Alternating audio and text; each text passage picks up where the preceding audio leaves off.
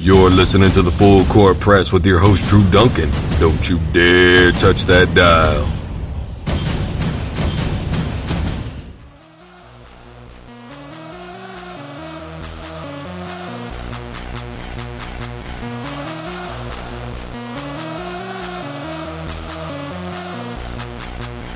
Hello, everybody. Welcome to the Full Court Press. I am your host, Drew Duncan. You're checking me out live. Don't forget, you can always find me on Twitter. That's at DrewDuncan83. Of course, the official fan page of Full Court Press is on Facebook. You can find me there at DrewDuncan83 as well. And for anybody that's on Instagram, I'm on there at DrewDuncan83. Just a great night last night for the awards, the NBA. Just a great night. Russell Westbrook and his speech. Bill Russell coming in. It was just a phenomenal night. It really was. Matter of fact, I want to play this excerpt from Bill Russell. Here it is. I would kick your ass.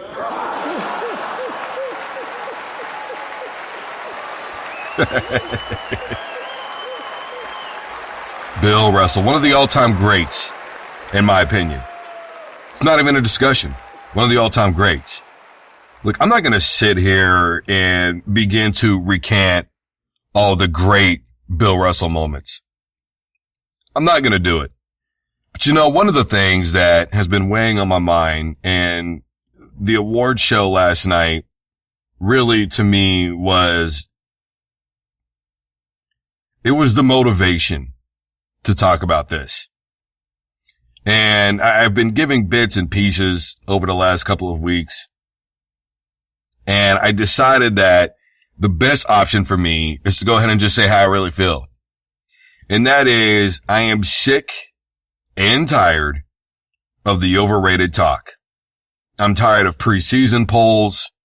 I'm tired of who the greatest player is of all time spiel in the NBA and in the NFL.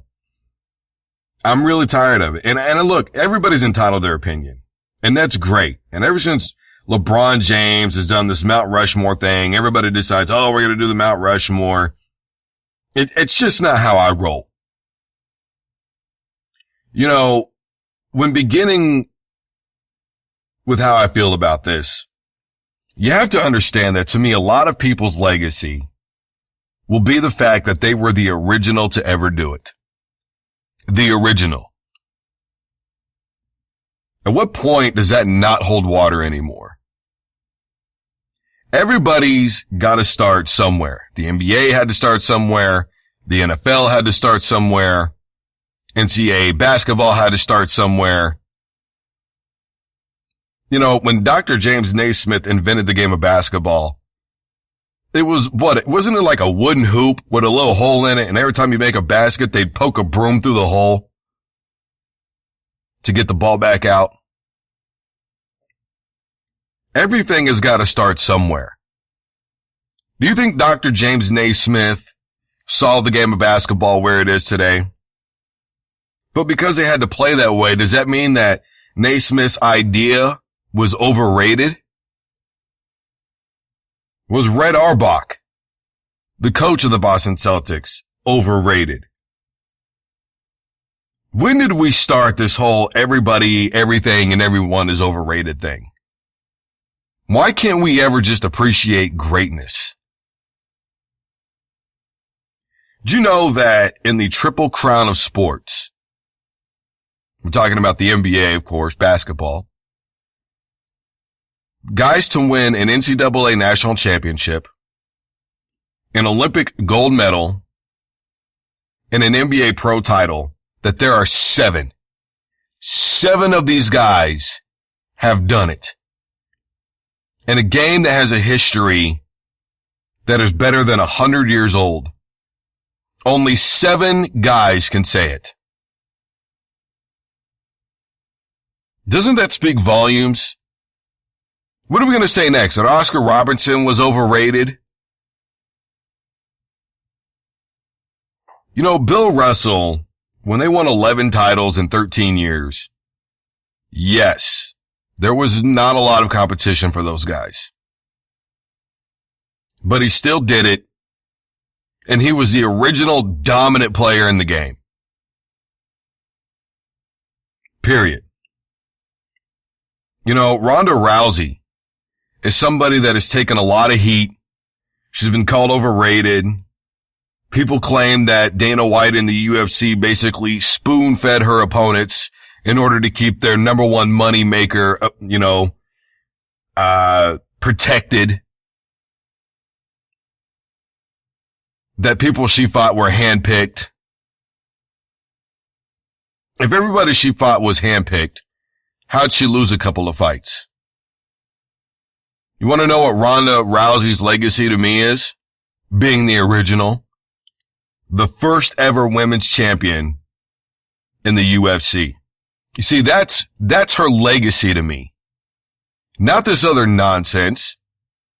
Amanda Nunes, after she beat Ronda Rousey, she initially got on that microphone and said, everybody needs to stop talking about Ronda Rousey. We're all sick of it. Da-da-da-da-da.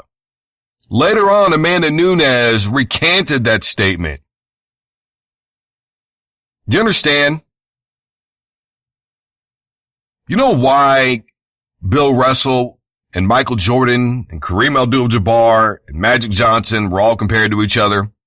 Because somebody would come along and they would be the first to do it, and they were looking for the next person with the same capabilities, the same leadership, the same tenacity, the same charisma.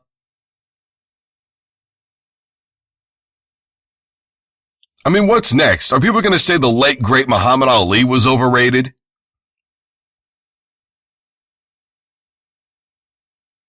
Is that what's going to happen? People are going to say that Rocky Marciano was overrated. I'm not the biggest Floyd Mayweather fan in the world, but that's because I don't like his ego and his personality. As far as what he does in the ring, it's not the most entertaining thing we've ever seen. And he stepped up in a weight class that he couldn't match power in, but he was able to use his wits and his defensive skills to get what he needs. But he's overrated at 49-0.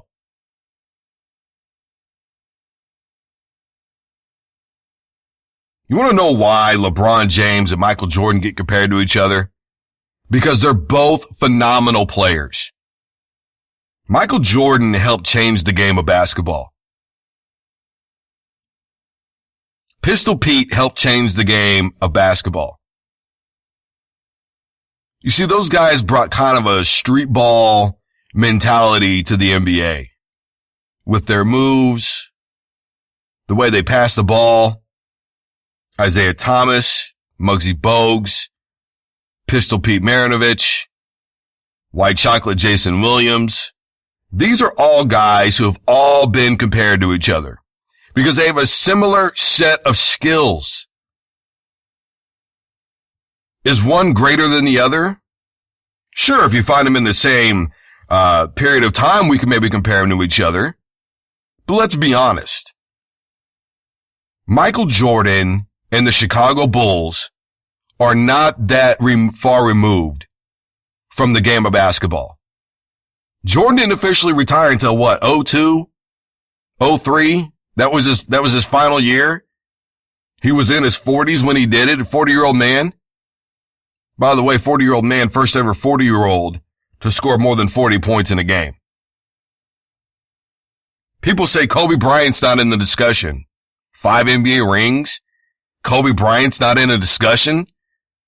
He had Shaq. All right. Great. He had Pau Gasol. Okay. So what? Magic Johnson and Kareem Abdul-Jabbar. Larry Bird had a phenomenal defense around him. Well, Michael Jordan scored 60 points against the Celtics, and they still lost the game. The series. They lost the series. Okay, great. He scores 60. They go on to lose the series, even though he's scoring 30 and 40 and 50 a night. What does that tell you? I mean, if we're going to call Russell Westbrook a ball hog and say that he's only in it for himself, which I think he kind of is, to be honest with you. But either way, you can't argue the numbers and the triple doubles that he had all season long. Who else did they have to score on that team?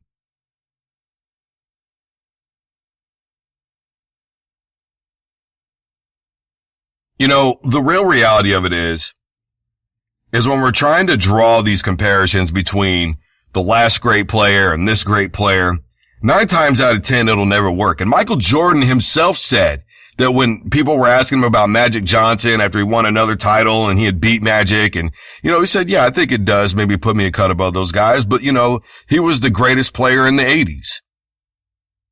Hello, McFly. Anybody home? It's exactly right. Now, granted, there was a video that surfaced where Michael Jordan had been asked, hey, could I beat LeBron James? And he finally said, yeah, I could beat him. What is he supposed to say? No, I think LeBron would take me. You know why they say the game is 90% mental? Because there are a lot of guys who weren't the greatest athletes. And even if they were great athletes, they figured out how to beat you, whether it was body language, whether they got in your mind. And I just don't understand. I guess people forget that Michael Jordan played against Reggie Miller, Patrick Ewing, Charles Oakley, Shawn Kemp, Detlef Schrempf. He played against Rodman at one point, Isaiah Thomas, Joe Dumars. I guess we're quick to forget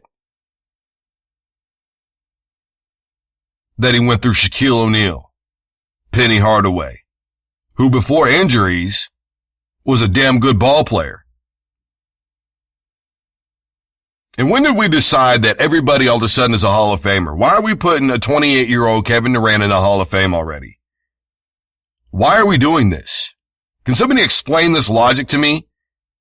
28 years old, he's going to go to the Hall of Fame. What if he got hurt next year and never got to play again? You mean to tell me that he'd already be a Hall of Famer? So what you're telling me is that Kevin Durant is great. You're admitting to me that Kevin Durant is a great basketball player. And those same people will go and say, well, Kevin Durant had to join the super team in order to beat LeBron James. Everybody says, well, John Paxson was so great. John Paxson averaged 8.6 points a game.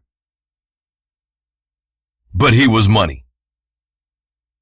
Come on, guys. Kyrie Irving averaged 25 plus points a game.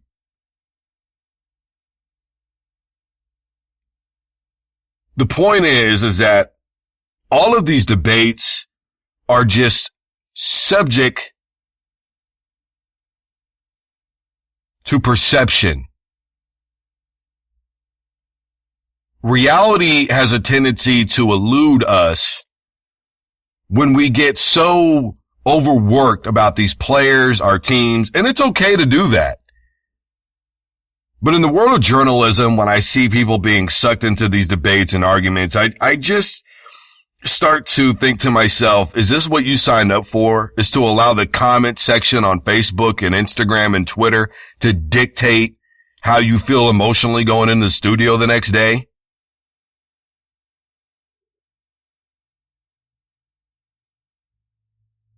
It's just not something to me that, and really the main point is that we've gotten to a point now where these debates are just flat out getting disrespectful. I saw a video the other day that has surfaced where this guy has said that Kobe Bryant was trash. Are you kidding me? Kobe Bryant was a trash player? He's garbage on the court. Are you serious? How many players are on a team every year? What, 12 to 15 for an NBA team? And there's 30 teams in the NBA. Half the amount of players that are in the NFL are in an NBA full capacity roster. There's 397 players roughly in the NFL every single year. The NBA it barely fields half of that. Are you kidding me? Kobe Bryant was able to sustain for how long in this game? And he won how many titles? And you're going to tell me that he was garbage? Where are we getting this from? It's just flat out disrespectful. I'm not the biggest Peyton Manning fan in the world. I think he's a little overrated. And earlier in my career, I made the mistake of presenting it in a way that did come across as that. And I learned that it's just not the way to present it. If you want to talk about how a guy is overrated, there's a way to say it. There's a way to present it. And I'm not one of those guys that doesn't believe in freedom of speech and all that stuff. So let's not get political here. I'm not going to get into that. What I'm saying is if you don't think that Kobe Bryant was a top tier player, then just prove it in a rational way. Bill Russell getting on that stage and saying, I would kick all of your asses, was great on so many levels. It was funny. It was witty. And he basically was saying, I don't give a damn what anybody's saying about me, because there have been journalists and people in the comment section have been flat out disrespecting the man. So what does he do? He gets up there with Kareem Abdul-Jabbar, Shaquille O'Neal, and a host of other guys and says, you know how to kick your ass. And I like it. I like that approach.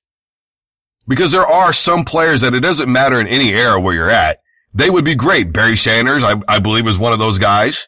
Randall Cunningham is one of those guys. I think John Elway is one of those guys.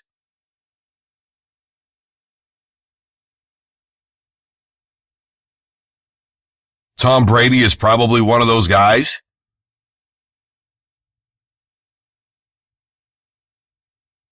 At the end of the day, when it's all said and done, the originals in this lifetime will leave that legacy behind, and they will do it because they were the first. And at the end of the day, whether somebody was greater than them or not, there will never be anybody that is actually exactly like them. You know, I wrote an article a long time ago about relationships. And at the end of the article, I said, don't be grape Jolly Rancher flavor. And the reason why I said that is because it's an artificial flavor that can be created in any lab, anywhere, at any time. We can all be robots if we want to be. Or we can be individuals with an individual thought process and an individual way of living our lives and an individual way of success. Because some people will deem success as having $1 million in their bank account, and other people will deem success as having a decent home with a great family, and they have everything that they need in some of the things that they want. It's all a matter of perception. You've been listening to the official Full Court Press podcast, hosted by myself, Drew Duncan. Don't forget, you can always find me on Twitter. That's at DrewDuncan83. Of course, the official Full Court Press podcast is on Facebook. You can also reach me there at DrewDuncan83 as well. For all you Instagrammers, I am on there at DrewDuncan83. Thank you so much for tuning in.